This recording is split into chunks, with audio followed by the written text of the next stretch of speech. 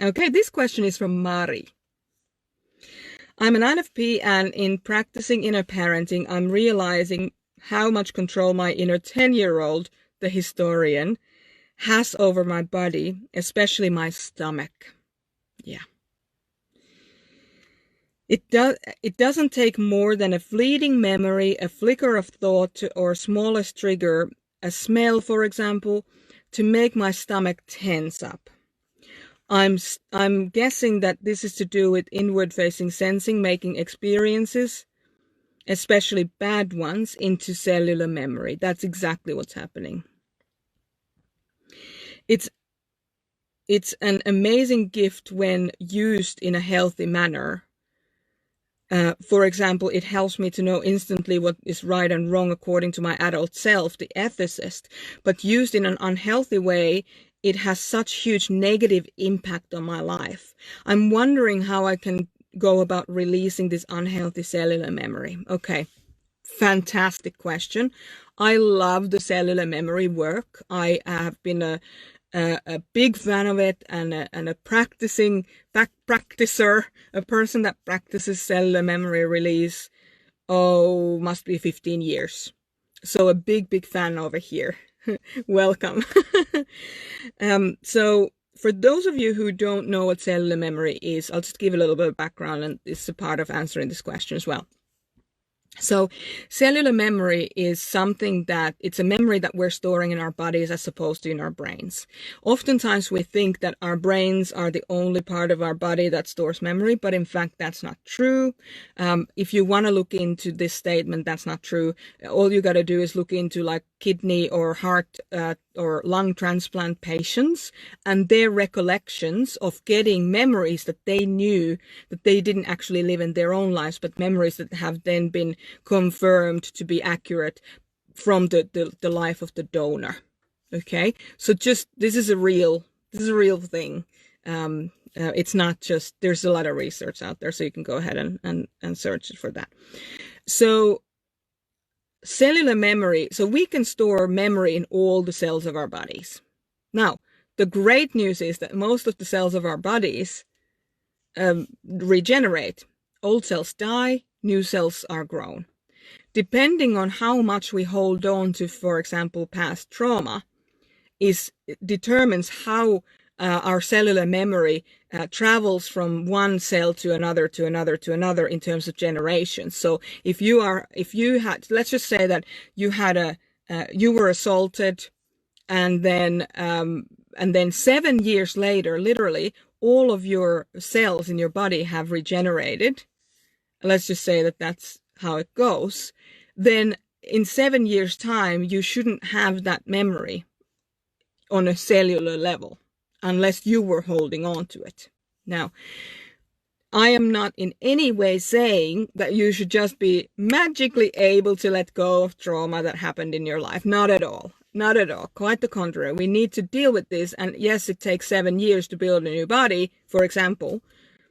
But really, how soon are we able to let go of the trauma that happened in our lives? So let's just say the trauma happened today. In a year's time, I might still be traumatized. So all those cells, those new cells that have been generated, they're now holding on to that trauma as well. Now, there are different traumas that kind of tend to gravitate towards different parts of our body. So, for example, sexual trauma is often around the reproductive organs. Something I get, for example, because I experienced some physical trauma as well, like threatening. Somebody was trying to strangle me when I was a child. I get a lot of like tension around my neck if I'm stressed out, if I feel threatened, those kinds of things. So it can be situational. It can be, you can have an old a big problem with money, for example, and might manifest in your back. It can be like different traumas can come up in different parts of your body. And actually, Louise Hay wrote a book called You Can Heal Your Life. You Can Heal Your Body. She actually wrote a book called You Can Heal Your Life as well. But Louise Hay has actually made a catalog of these physiological ailments according to the psycho-emotional trauma that she has found, that what correlates with which. So you can go and check that out. Now, I will leave it up to you to decide how much that feels true for you, because everyone's journey can be different. So I'm not saying this is the fact of life. I'm just saying these are her findings, and I personally have found some of them to be very accurate for me. Okay, so that might give you some help. The other thing is that we have different types, different personality types have different kinds of cellular memory. So, for example, on the Myers-Briggs, the intuitive people often have like headaches, migraines, those types of things.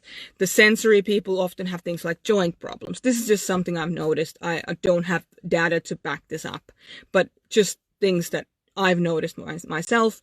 On the Enneagram, you have the heart types, the 2s, the 3s, and the 4s. They often experience pain in their hearts. The body types, the head types, they have pain in their body and their heads, those types of things. But also, you can just have a very unique cellular memory. For example, if something, my partner Peter, who's amazing, he's an INFP, if he has a very specific tell when something is true, something specific happens in his body. So if he's witnessing something, somebody's saying something and it's true, something happens in his body to indicate to him that that's actually what's happening. So that's the cellular memory of like the truth as he perceives it. So that's amazing.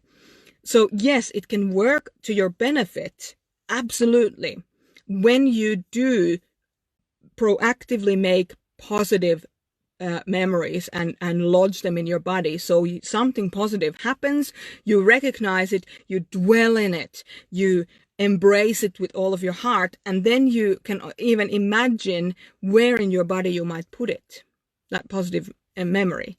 So for example, you might say, I'm going to hold this in my heart.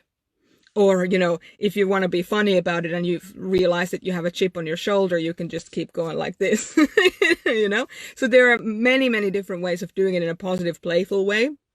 But the main thing is that before you can start storing positive memory in your body, you need to release some of the negative cellular memory. So just recognize that it's happening. Hey, I'm getting this sensation in my stomach because something's happening. What did you say, Mari? There's like a small trigger or smell or whatever, and you get this like stomach feeling. And in that situation, you can say, okay, I'm getting this reaction in my body. Thank you, reaction, for being there. Now, let me ask you some questions. And imagine bringing that feeling out of you and setting it on a table next to you and just look at it. What is that thing trying to tell you?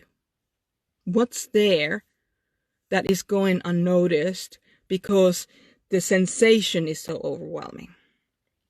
So now what you're doing is you're using the sensation, the sensing side of you, but you're also using the intuitive side of you to have this conversation with this physiological part of you. So that's where I'd start with that. I've been thinking for a really long time about running a cellular memory workshop, release workshop for INF types. And if there's interest in it, I will run it. This is a big, vast topic. So thank you for asking this question. But the next step really is to start having conversations with the negative, the reactionary side, and then start deliberately putting in the positive memories, noticing when something good is happening, being playful about it, being loving towards yourself about it. All right. So did that answer that question? Did it help you, Mari? Anybody else? Did that explain some things to you, perhaps that you might have known intuitively before? If yes, let us know. I'd love to hear. All right. So I'm going to leave it at that for today. That's all the questions we have. Thank you for today's session. It's been great to have you here, join me with us live or in recording. And if you enjoy this, if you can see the value of what we're doing in this group, this value of this live Q&As, invite your friends and colleagues and and family members who are INF types to join us in these conversations. Now, obviously, when they do join us, they send a request to join to the INFJ INFP development group on Facebook. They will need to answer some questions for us to determine that they're the right match for us and that we're the right match for them. And so if you do ask people to check it out, tell them, hey, you know what? There's 3 questions, just answer them. We won't use your information. Obviously, there's full confidentiality. We won't be using it in any way other than to help you get to where you are going next. All right. I'll see you next week at the live Q&A. Thank you so much for your time today.